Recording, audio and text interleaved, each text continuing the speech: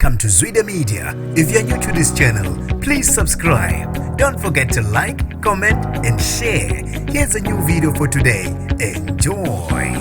Kubekwa ukuthi sekuvele kwaqashuka igoda phakathi koKhozi FM nobe ngumphathi walo uSibonge Ngcobo. Nginibingelele ngiphinde nginamukele ezindabeni zezwe Media. Igama lami ngosibonga konke wakandwanda Mothanda, ungangibiza intatheli eka YouTube.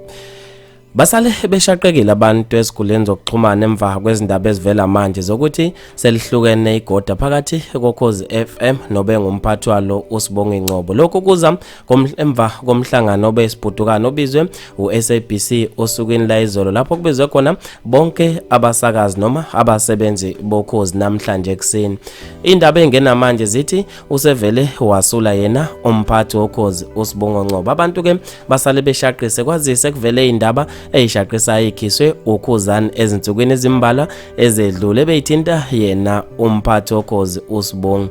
Abantu ke namanje basamangela ukuthi ngabe kube yini inhloso yokusula kumphathi woKhozi FM emva kukaKhuzani okudedela iside le story sakhe. Bafethu ke mina ngizofisa ukwazi ukuphala kwenu khona lapha kwi-comment section ngalolu daba. Mina nje ngithathela YouTube sengiphuma kanje ngithi awungibambe evidweni elilandelayo.